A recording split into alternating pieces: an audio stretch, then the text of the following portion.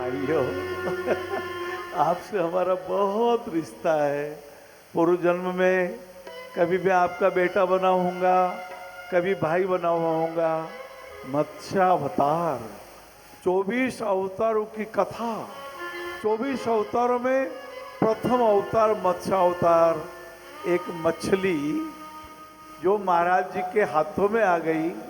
महाराज जी जब पुनः जल में छोड़ने लगे, मछली ने कहा प्रभु मेरी रक्षा करो, इस नदी में बहुत सारे मोटे मोटे ऐसे प्राणी हैं, मुझे खा जाएंगे। जब आपकी हथेली में आई गई हूँ, मुझे बचा लीजिए। महाराज ने अपने कमंडल में स्थान ले दिया। कमंडल छोटा हो गया, मछली बड़ी हो गई, और फिर सरोवर में, नदी में, समुद्र में। और तब मछली रानी ने कहा था 7 दिन बाद प्रलय होगा, भूकंप आ जाएगा, सुनामी आ जाएगी, सब डूबने लगेंगे। उस समय एक नाव पे सवार होके मैं आऊंगी महाराजन, तुम बचाने योग्य बचा लेना। मेरे 2 सींग होंगे, उनमें रस्सी का प्रवाह कर देना, मैं तुम्हें सुरक्षित कर दूंगी। क्या बचाना है? बचाना है धर्म को। धीरज धर्म मित्र और नारी, आपत्ति काल परख्याचारी। क्या बचाना है?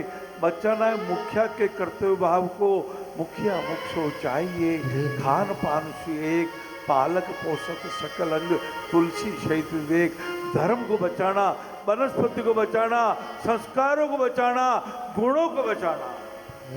और यही हुआ बाबू। आज जब मैं आपके पास हाजिर हो रहा था, कभी वारा भगवान की कथा मन में आ रही थी।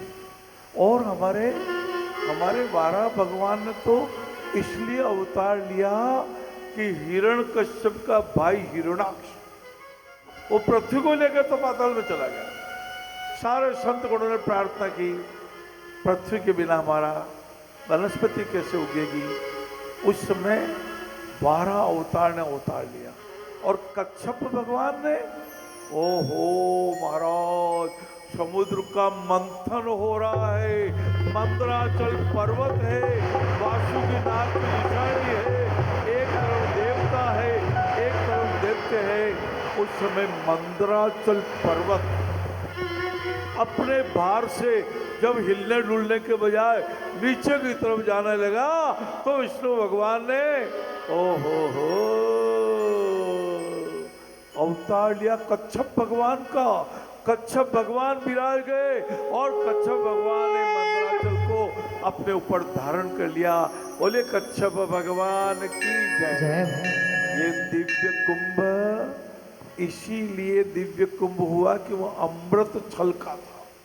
नारायण चौहान ने 6 महीने पहले से तैयारी की। वहां ऑपरेशन करेंगे किए, वहां रोगी को आरोग्यवान बनाएंगे बनाया। यह सब किसकी कृपा से? ये सरस्वती माता की कृपा हुई, ये गंगा माता की कृपा हुई। हमारे महिम ने प्रारंभ में कहा था, राजा भागीरथ जैसे गंगा माता को लेके आए थे। मुझे भी गंगा माता में गंगोत्री जी के दर्शन का भी अवसर प्राप्त हुआ। और मेरे पूज्य पिताजी माताजी तो परमार्थ निकेतन में वर्षों तक, साल में 6 महीने वहाँ विराजते थे। गीता भवन जाते थे, आनंदित होते थे। और माताजी ने एक स्टील की बाल्टी पे रस्सी लगा दी थी, प्रथम फ्लोर पर विराजती थी।